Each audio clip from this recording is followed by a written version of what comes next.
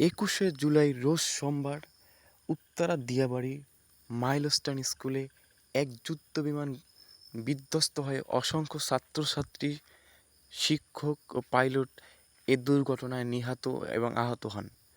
এদের জন্য আজ সকাল 10টার সময় চৌধুরীহাট তালিমুল কোরআন নুরানী ও হাফিজিয়া মাদ্রাসায় তাদের আহত ব্যক্তিদের দ্রুত সুস্থ এবং নিহত ব্যক্তিদের রুহের মাগফিরাতের জন্য দোয়া করা হয়।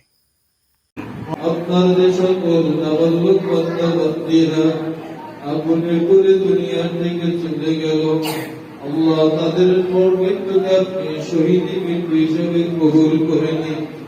আল্লাহ তাদেরকে আপনি জান্নাতুল ফেরদাউস নসিব করেন। আল্লাহ তাদের বাবা মাকে আপনি ধৈর্য ধারণ করার তৌফিক দান করেন। আমিন। সবরে জামিন দান করেন। আমিন। আমিন। আল্লাহ